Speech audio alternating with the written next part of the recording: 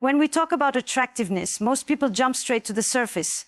Height, hairline, muscle tone, clothes. But what I want you to consider is something much deeper, something that isn't limited by age or genetics. It's the way your presence impacts the people around you. Presence is not about being the loudest voice in the room or taking up the most space.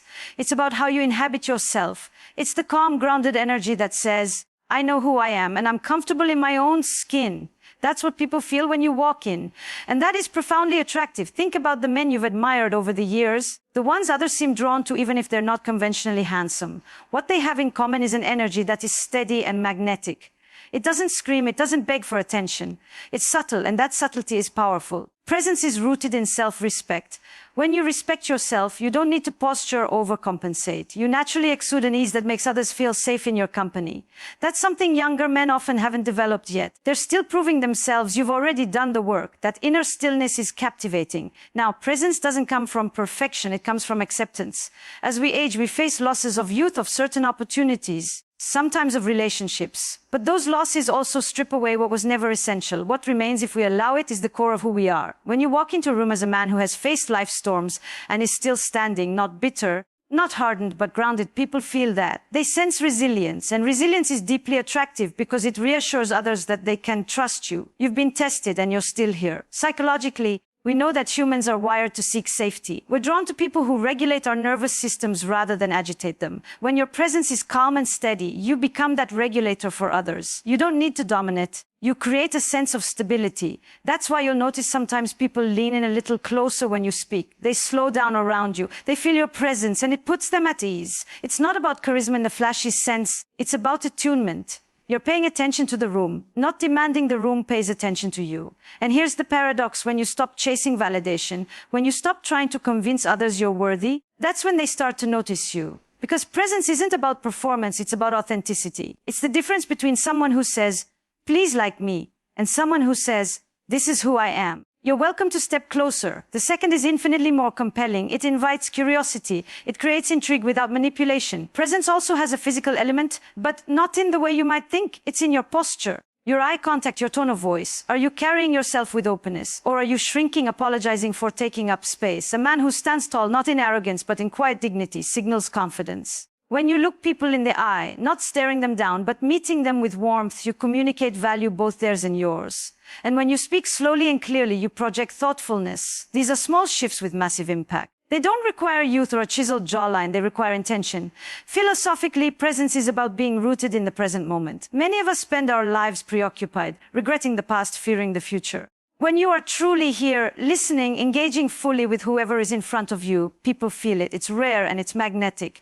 When you're with someone and you make them feel like there's nowhere else you'd rather be, that is one of the most attractive things you can offer. It costs nothing but attention. And presence is contagious. When you carry yourself with calm assurance, you give others permission to do the same. That's why so many older men who have cultivated this quality are deeply desired. They make others feel safe to drop the mask, to exhale. In a world that constantly pressures us to be more, do more, prove more, being around someone who simply is and is comfortable being is like water in the desert. You might still doubt this. You might be thinking, but I've lost my looks. I don't get the same attention I used to. And yes, the attention might look different now. But attention is not the same as attraction. Attraction at its deepest level is about connection, about how someone makes us feel. If you can walk into a room with your head held high, not needing to be the star but knowing your worth, people notice. Maybe not everyone, but the right ones will. The beautiful thing about presence is that it's edgeless. In fact, it often grows stronger with age because it's rooted in experience. You've lived enough to know what matters and what doesn't. You've learned how to quiet the noise.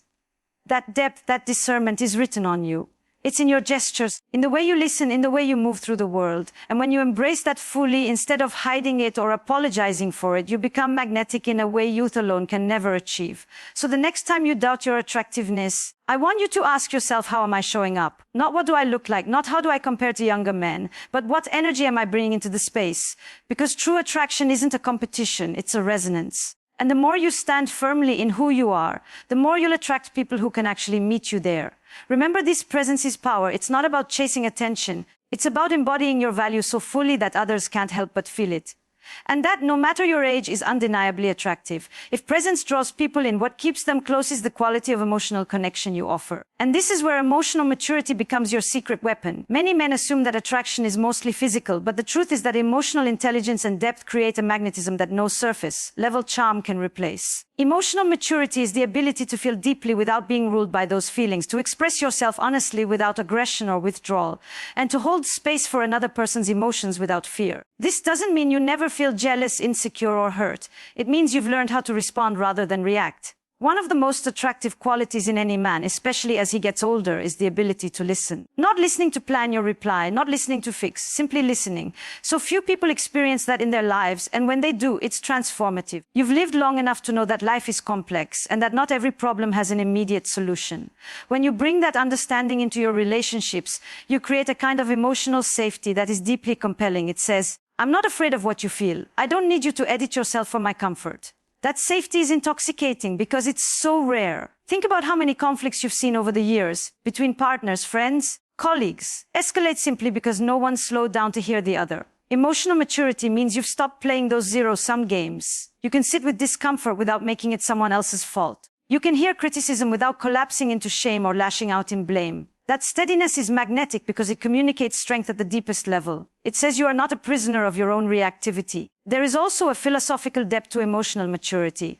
It requires that you've wrestled with yourself, with your own limitations and fears. You've grieved losses, made mistakes, maybe hurt people you cared about, and you've done the work to understand why. When you own your part in your own story, you become someone who doesn't need to project or pretend. That authenticity makes connection possible. People trust you because you're not hiding behind a mask of invincibility. Paradoxically, that vulnerability makes you stronger. It's attractive because it signals courage. It takes courage to be fully seen, flaws and all. Emotional maturity also shows in the way you give affection. With age, you often realize that tenderness is not weakness. It's a form of power. You can express care without feeling emasculated. You can affirm others without fearing it diminishes you. That capacity to love generously, not as a transaction but as a gift, is irresistible. It's a mark of someone who has grown beyond the immature games of needing to control or dominate. It's the energy of a man who says, "I am enough, and because I am enough, I can make room for you." Many older men underestimate how appealing this is. They think they've lost their edge because they don't have the same youthful bravado. But what they've gained is something far rarer. A younger man might impress with a six-pack, but can he sit quietly with a woman's pain without trying to fix it, without making it about himself? Can he celebrate her success without feeling threatened? Can he hold his own boundaries firmly yet kindly? These are the markers of emotional maturity, and they are profoundly attractive. From a psychological perspective, emotional maturity also relates to self-regulation. You've learned how to manage your own nervous system. You can stay calm under pressure, not because you suppress your feelings, but because you've practiced understanding them. When you're upset, you can articulate why instead of shutting down or exploding. That creates trust. Trust is the foundation of all meaningful relationships. And trust is magnetic because it allows others to relax in your presence. There's another dimension here worth naming: playfulness. Emotional maturity isn't about being overly serious, it's about emotional range. You can be lighthearted and playful because you're not defending your ego every second. You can laugh at yourself, you can bring levity when it's needed and gravity when it matters.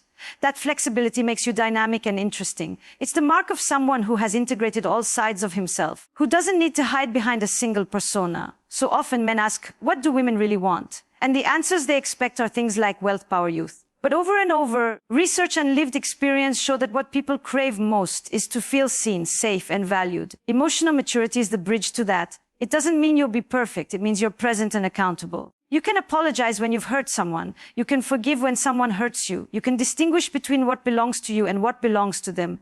That level of clarity and responsibility is magnetic in any decade of life. And here's the empowering truth: emotional maturity is not dependent on how you were raised or whether your role models taught you these skills. It can be cultivated at any age. Every time you choose to pause before reacting, every time you choose to listen instead of defend, every time you choose honesty over avoidance, you are strengthening this muscle. And the more you practice, the more natural it becomes. It shows up not just in your romantic relationships, but in your friendships, your work, your family. It becomes part of your presence, part of what makes you unmistakably attractive. When people experience you as emotionally mature, they feel expanded around you. They feel they can be more themselves. That's why emotional maturity is so magnetic. It's not about you. It's about the space you create for others. And that's a rare gift. If presence is what draws someone toward you, emotional maturity is what keeps them wanting to stay. It's the quiet power of a man who has learned that strength and sensitivity are not opposites but allies. And that combination, authentic presence paired with emotional depth, is one of the most compelling forms of attraction there is. So remember, your capacity to love deeply, to listen fully, and to stay grounded in who you are is not just admirable, it's irresistible. One of the most overlooked elements of attraction, especially as we age, is vitality. And I don't mean that a kind of vitality that comes from caffeine or the adrenaline of trying to keep up with someone half your age. I'm talking about the vitality that radiates when you are engaged with life. It is the quiet but unmistakable glow of someone who still has reasons to get out of bed in the morning, who is still curious, still creating, still committed to something beyond just existing. This is where purpose and passion enter the conversation, and it is one of the most magnetic forces you can cultivate. Too many men confuse getting older with fading into irrelevance. They assume their best years are behind them, that their contributions have already been made. And when you start to believe that narrative, you begin to withdraw, not just from work or relationships, but from yourself. Your energy flattens and people feel it. Purpose is what reverses that. Purpose gives your life texture and movement. It tells the world, I'm not finished, there is still more of me to give. That message alone can be irresistible because it signals that you are a man who refuses to coast. And let's be clear, purpose doesn't have to mean building a multi-million-dollar company or writing a book that lands on the bestseller list. Purpose can be found in the way you mentor a younger colleague, the way you nurture your friendships, the way you keep learning. Passion can look like the dedication you bring to a craft, a cause, or a community. What matters is that you are living in a way that reflects what you care about. That aliveness is attractive because it's contagious. People want to be near those who remind them that there is more to life than routine survival. Philosophically, passion connects us to meaning. As human beings, we crave meaning as much as we crave love or belonging. When you are animated by something that matters to you, when you talk about it, when you share it, people can feel the spark. Think of someone you've met who lights up when they speak about their work, or a place they love, or an idea that fascinates them. It doesn't matter if you share the same interest. What draws you in is their energy. That is passion, and it's profoundly magnetic. It says, I'm still evolving, still hungry for life. And at any age, that is irresistible. What's beautiful about this is that age often makes your passion richer. In youth, passion can be frantic, even performative. It's often about proving something. With age, your passion becomes anchored in wisdom. You have perspective now. You know what matters and what doesn't. You're less likely to chase approval and more likely to engage in what truly nourishes you. That authenticity makes your pursuits more meaningful and, as a result, more attractive. People can tell when you're doing something out of genuine love versus when you're doing it for show. Purpose also grounds you in times of difficulty. Life brings losses, and with age, those losses can feel heavier. But when you are connected to something bigger than yourself, you remain resilient. That resilience radiates to those around you. It communicates, I can endure, I can adapt, I am still in the game. And resilience is a deeply attractive trait because it inspires trust. It reassures others that you're not easily defeated, that you have an inner drive that circumstances can't extinguish. From a psychological perspective, driven also protects against the stagnation that often makes people feel invisible as they age. Depression and disconnection creep in when you stop having a reason to engage. But when you have something that excites you, a project, a hobby, a relationship, a vision, you naturally project vitality. Your conversations become more interesting because you have stories, ideas, insights. Your body language changes, you move with more energy. You are no longer simply surviving time, you are living it. And let's talk about curiosity, because it's a cousin of passion and a hallmark of an attractive older man. When you remain curious about people, about the world, about yourself, you signal that you are not rigidly stuck in who you were at 25. Curiosity keeps you flexible, and flexibility is youth's most powerful secret. It allows you to learn from others, to engage across generations, to evolve in your thinking. That willingness to grow makes you magnetic because it makes you relevant. Not relevant in the sense of chasing trends, but relevant in the sense that you continue to meet life where it is, not where it used to be. What's remarkable is how this kind of purpose-driven passion influences relationships. When you have your own passions, you don't become overly dependent on others to provide your sense of meaning. You approach relationships as a whole person, not as someone looking to be rescued from boredom. That independence is attractive. It allows for more balanced partnerships, where connection is built on mutual enrichment rather than neediness. And the paradox is that the less you need someone to complete you, the more they want to be close to you. This also extends to how you inspire others. When people see you investing your time and energy into what matters, you become a model of what's possible. Maybe you've decided to start painting at 55, or you've begun volunteering, or you've launched a small side business doing something you love. Whatever it is, you demonstrate that life remains full of possibilities. That demonstration is magnetic because it awakens hope in others. Hope is one of the most attractive energies a person can bring into any space. You might be wondering, what if I don't know what my purpose is? What if I don't feel passionate about anything? That's okay. Passion isn't always a lightning bolt. Often it's cultivated. Start small. Follow your curiosities. Try something that scares you a little. Ask yourself, when do I feel most alive? When do I lose track of time because I'm so immersed? Those are clues. The key is to remain open, to stay in motion. Purpose doesn't arrive fully formed. It reveals itself through engagement. Ultimately, purpose and passion are not luxuries. They're necessities for a fulfilling life. And when you live with that energy, people feel it. They're drawn to you not because of your age or in spite of it, but because you embody something universal, the desire to live fully. That's the kind of attractiveness that doesn't fade, it deepens. So if you take one thing from this, let it be this: your attractiveness is not measured by the lines on your face or the number on your birth certificate. It's measured by the light in your eyes when you talk about what matters to you. Keep that light alive. Feed it. Protect it. Because a man who radiates purpose and passion is not just seen, he's unforgettable. There is one more quality that quietly distinguishes truly attractive older men, and it's not something you can buy or fake. It's the way you hold your own story. At a certain point in life, you've accumulated not just years, but a history. You've loved and lost, taken risks, made mistakes, had your share of triumphs and disappointments. And all of that is etched into who you are today. The question is, do you carry those scars with shame, trying to hide any sign of imperfection? Or do you wear them with a kind of grounded pride? Because the way you relate to your past shapes how others relate to you. We live in a culture obsessed with youth, with smoothness, with a curated idea of perfection. Many men fall into the trap of thinking they need to compete with that image, as if the only way to be desirable is to erase any evidence of having lived. But when you deny your history, you deny your depth. People aren't drawn to perfection, they're drawn to humanity. It's your scars, literal and metaphorical, that make you interesting. They tell a story of resilience, of having been through something and come out wiser. When you own that story rather than hide it, you radiate a kind of authenticity that is deeply compelling. Think about someone you admire who has a certain gravitas. That quality doesn't come from a wrinkle-free forehead. It comes from having faced life fully. It comes from heartbreaks survived, careers built and reinvented, friendships lost and regained, lessons learned the hard way. These experiences leave marks. They also leave wisdom. When you speak from that place, you don't need to impress with flash. Your very being carries weight. People can feel when a man has done the inner work of making peace with himself. This doesn't mean romanticizing pain or pretending you've enjoyed every challenge. It means integrating your past into who you are now without letting it define you in bitterness or regret. Many men, as they age, become trapped in old narratives, resentment over what didn't happen, shame over what they did wrong. That heaviness repels not because of the failures themselves, but because of the refusal to grow from them. On the other hand, when you take ownership of your story, when you can say, yes, I made mistakes and I learned, I lost, and I found myself again, you offer a vision of maturity that is magnetic. You show others that it's possible to be whole without being flawless. Philosophically, there's something profoundly human about scars. They remind us that love always carries risk, that life is finite, that none of us get out unscathed. When you embrace that truth rather than fight it, you become more alive. You laugh more easily because you know how precious joy is. You listen more deeply because you understand how rare true connection can be. You hold yourself with dignity because you've earned it.